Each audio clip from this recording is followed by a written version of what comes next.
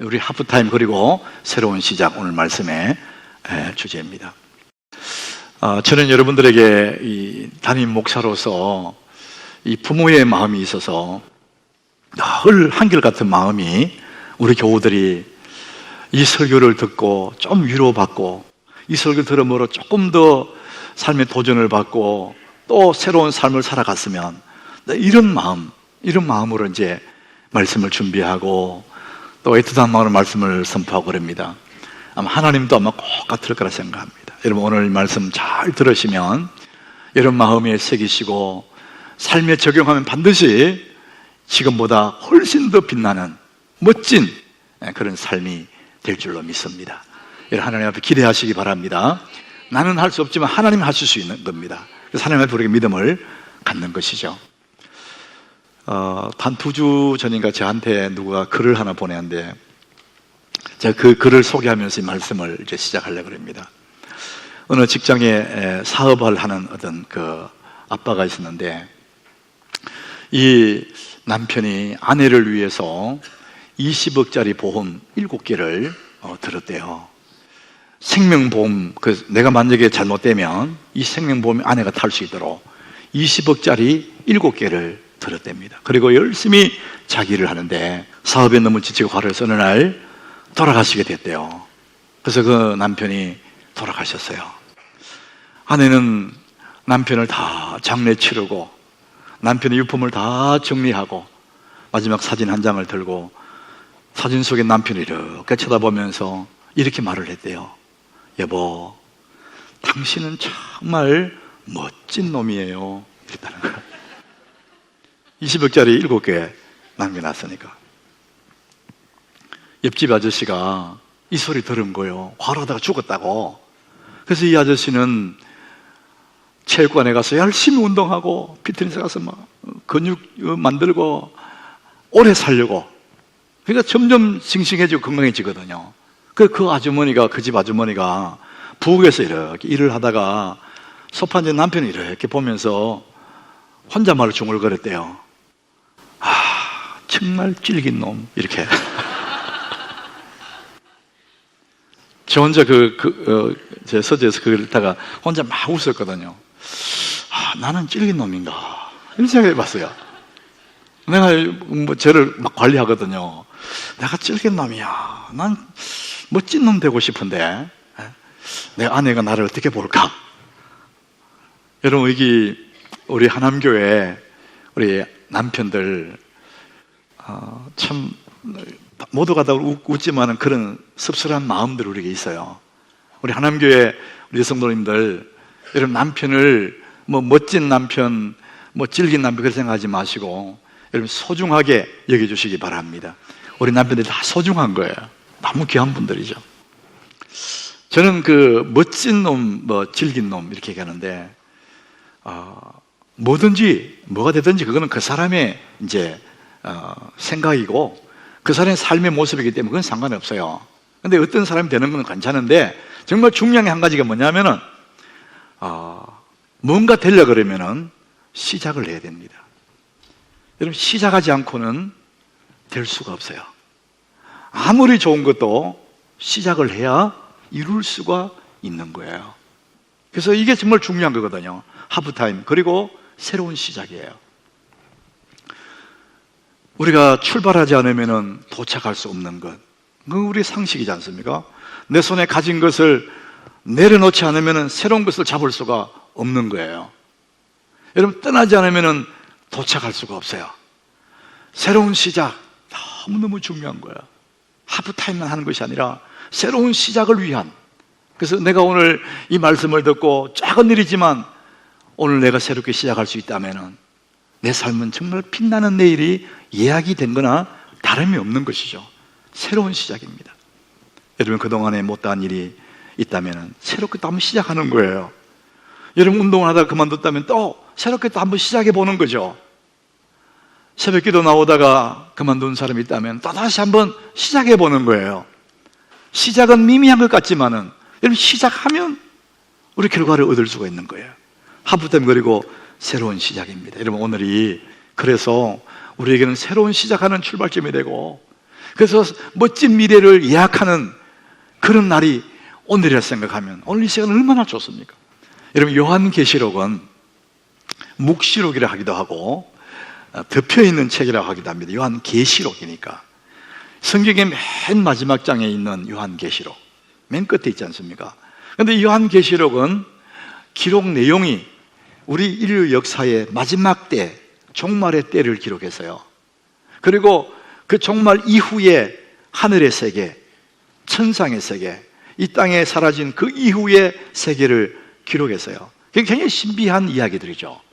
그런데 그렇게 신비한 이야기들이지만 그 당시의 사람들이 사용하는 언어가 제한되어 있기 때문에 그 풍성한 하늘나라의 이야기들을 다 기록할 수가 없는 거예요. 그러다 보니까 비유와 상징을 가지고 우리 마지막 때와 하늘의 이야기를 선고해요. 그러다 보니까 상징은 사람마다 해석하기 나름이 되는 거예요. 잘못 해석하면 큰일 나니까 요한계시록, 그래서 어려운 책이라는 거죠. 그런데 요한계시록이 상징으로 서여져서 해석하기가 녹록하지 않지만 분명한 게 하나가 있습니다. 우리 인생의 마지막 날이 온다는 것과 이 세상이 끝나면은 다른 세상이, 성경이 말하는 천국, 하늘의 세상이 있다는 것을 말해주고 있거든요.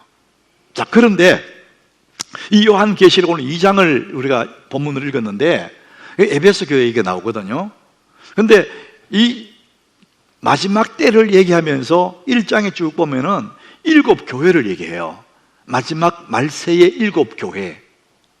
그 첫 번째 교회가 에베소 교회거든요. 에베소 교회를 시작해서 스무나, 버가모, 두아디라, 사대, 빌라델비아, 라오디게아 7 교회를 말합니다. 7 교회는 이 마지막 말세에 이 땅에 수많은 교회가 있지만 7 형태의 교회가 있다는 거예요.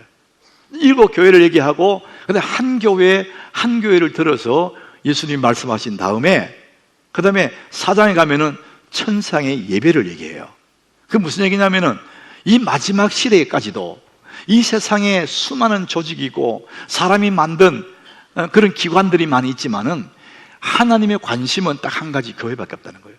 교회가 하나님의 관심사라는 거예요. 그리고 교회에 대한 가장 핵심의 관심이 뭐냐면 예배라는 겁니다. 그러니까 교회 얘기 다 한 다음에 하늘의 얘기를, 예배 얘기로 시작하는 거예요. 4장부터. 자, 오늘은 우리 예수님이 소아시아에 있는 7 교회, 마지막 시대의 교회 형태 중 7 교회 중 첫 번째 교회 에베소 교회를 말씀하셨는데, 우리 에베소 교회를 한번 살펴보면서 오늘 우리 하프타임, 새로운 출발을 한번 해보도록 하겠습니다. 이 에베소 교회 그 당시에 그 주변 상황은, 이제 우리 교회가 성지순례 갔을 때 그리스에 제가 간 적이 있거든요. 가보니까 항구 도시예요, 항구 도시. 에베소라는 도시가 항구 도시니까 굉장히 사람들이 몰리는 곳이고 무역이 활기차게 이루어지는 곳이에요. 그 당시에 고대 도시를 이렇게 이제 발굴해서 보여주던데 굉장한 큰 도시였습니다. 항구고 사람이 많이 몰리고 돈이 많이 몰린다는 얘기한다는 것은 그게 굉장히 경제적으로 부유한 곳이라는 거예요. 두 번째 그 에베소 특징은 뭐냐면은 그 당시에 로마의 지배 아래 있었지만 로마가 에베소에 자치권을 줘서 자치 행정을 하도록 만들고 거기서 재판할 수 있도록도 해줬다는 거예요. 정치적으로도 굉장히 발전이 되어 있었다는 거예요. 세 번째는 거기에 아데미 신상이 있었대요. 아데미 신상. 종교적으로도 굉장히 발전된 그런 곳이 에베소라는 곳이죠. 여러분, 경제적으로, 정치적으로, 종교적으로 굉장히 발전했다, 이건 사람이 살기 좋다, 이렇게 볼 수 있잖아요. 여러분, 지금 이 시대가 에베소 그 당시처럼 물질이 풍요하고 사람들이 배가 불러지고 정치적으로 더 발전되고 이렇게 하니까 어떻게 됩니까? 점점 사람들이 하나님과는 멀어지고 세상에 가까워지는 거예요. 사람이 배가 불러지면 자기도 모르게 세상에 가까워져요. 재미난 일을 찾아다니거든요. 여러분, 70년대, 60년대 그 당시 어려울 때 기도원에 가면은 곳곳마다 사람이 인산이래요. 바위에 올라가고 바위를 붙잡고 나무를 붙잡고 불 속에서 밤이슬을 맞으면서 그렇게 부르짖었어요. 기도원마다 사람들이 기도한 사람으로 너무 많았어요. 저도 한 번씩 그 시절이 그리워서 한 번씩 가보면은요, 지금은 사람이 별로 없어요. 그 기도했던 장소 가보면은 사람들이 출입을 안 하니까 숲이 막 우거졌어요. 없어졌어요. 왜 그렇습니까, 여러분? 하나님은 동일하시고 그의 능력도 동일한데 왜 지금 기도한 사람이 적어졌습니까? 사람들이 살만하거든요. 배불러지고 번영도 하고 이러니까 하나님보다는 세상 재미에 더 빠지는 거예요. 에베소 당시가 그랬다는 것이죠. 여러분, 우리는 이런 시대 속에서 나라는 사람을 내가 진단을 해봐야 돼. 나는 어떤 사람인지 거울을 보면 알지 않습니까? 근데 우리 자신을 보는 거울이 세 개가 있대요. 우리 겉모습을 보는 것은 우리가 보는 늘 보는 반사경 거울입니다. 근데 그 거울은 겉모습은 보여주지만 내 속 생각, 내 삶의 사고방식 이런 거는 볼 수가 없어요. 안 보여줘요. 볼 수가 없죠. 내 속에 살아온 삶의 이야기들, 내 삶의 그 칼라들, 내 마음의 태도로 이것들은 어느 거울에서 볼 수 있습니까? 그 거울이 바로 사람이에요. 사람을 만나면, 소그룹에 들어가면 그것에서 내 자신이 드러납니다. 그 사람 보면서 나를 보게 되는 거예요. 그 약점이 많은 사람들은요, 사람들과 오래 못 사깁니다. 드러나기 때문에. 아이를 기르면서 엄마나 아빠는 똑같아요. 아이를 보면서 그 아이 속에 내가 싫어하는, 내가 자신이 싫은 게 있거든요. 내 싫어하는 모습이 아이가 똑같이 하고 있으면요, 굉장히 화가 나요. 사람의 내면의 거울은 사람이에요.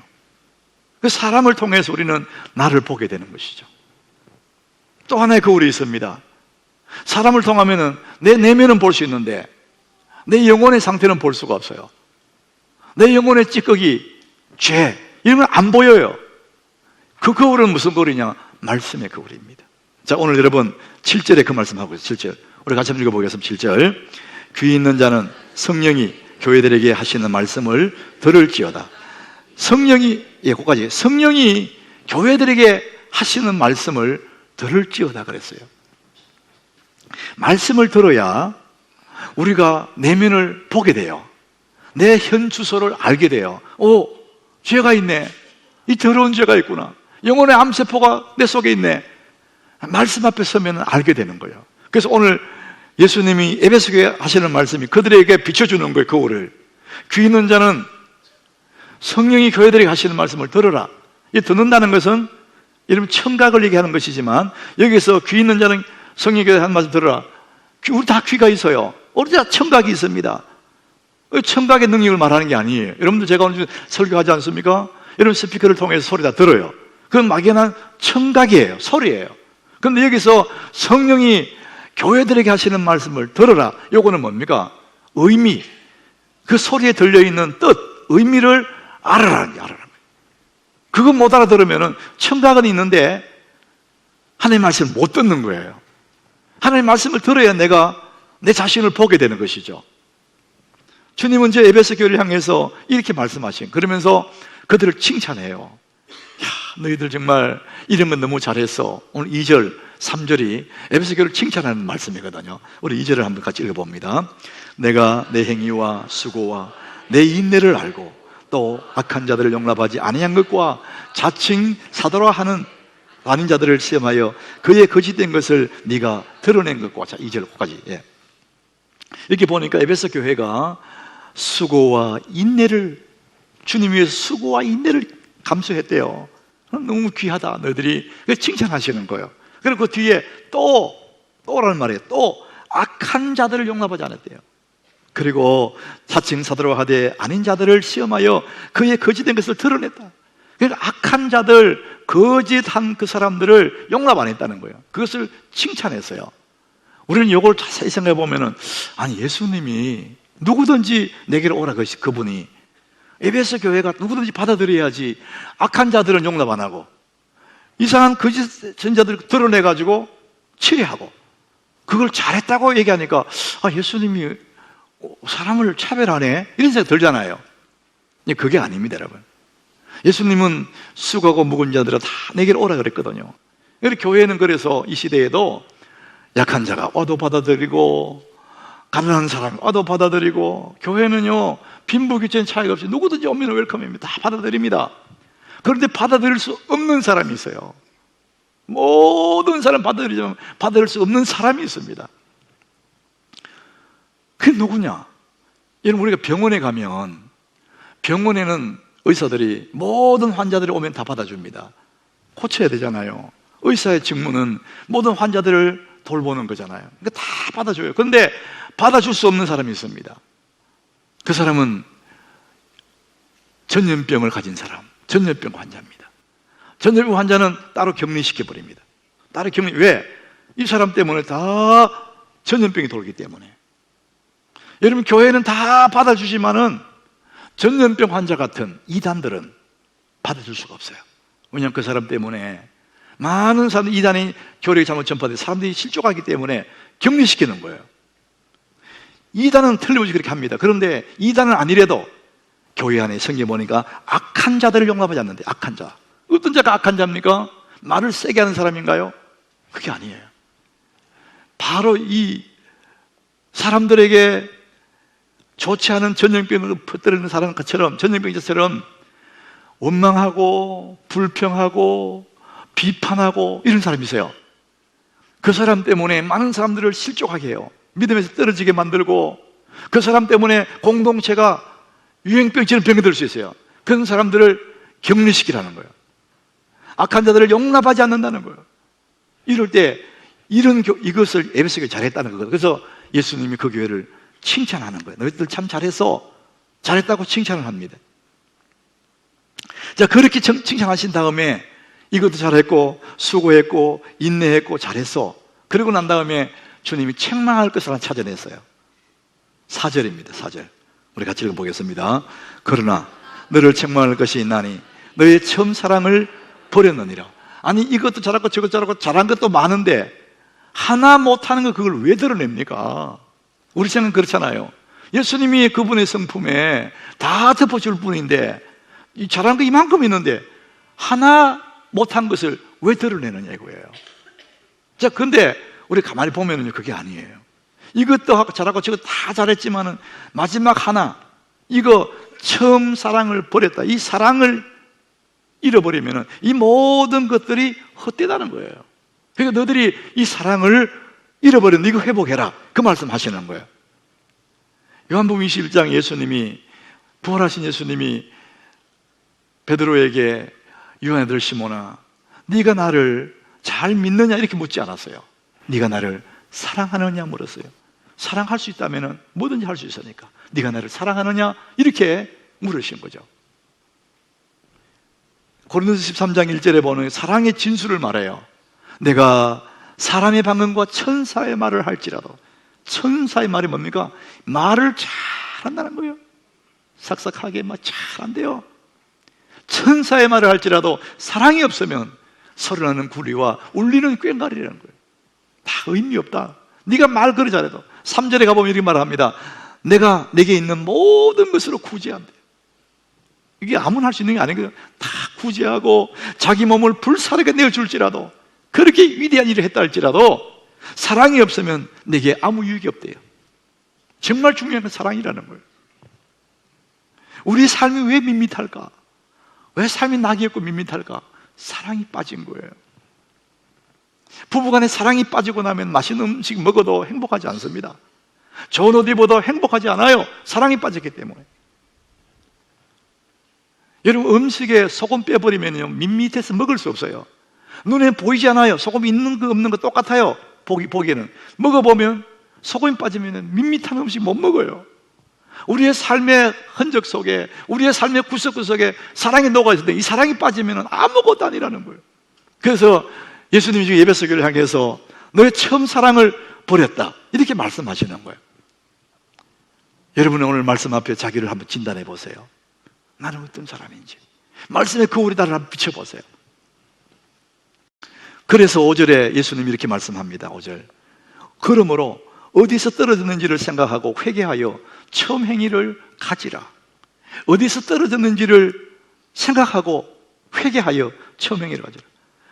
네가 언제 어쩌다가 주님 사랑을 잊어버렸지? 너 어쩌다가 그 믿음 잃어버렸지? 생각해 보라는 거예요. 애 키운다고, 애 좀 키워놓고 신앙을 잘해야지, 애 키운다고 다 까먹었냐? 생각해 봐라. 직장 가서 막 돈 번다고 막 열심히 하다가 신앙 잃어버렸냐? 자, 유원지 가가지고 막 논다고, 재미있다고 어디서 잃어버린지 생각해 보라는 거예요. 여러분은 어떻게 어쩌다가 내 처음 사랑을 잃어버렸나요? 생각해 보래요. 어느 술꾼이요, 술을 잔뜩 친 술꾼이 가로등 밑에서, 밝은 가로등 밑에서 뭔가를 찾고 있었습니다. 물었어요. 뭘 찾습니까? 지갑을 잃어버렸는데 지갑을 찾고 있습니다. 어디서 잃어버렸는데요? 저기 골목에서 잃어버렸습니다. 그런데 왜 여기 찾습니까? 저기는 어두우니까요. 말이 되는 겁니까? 아무리 어두워도 거기 가야 찾지.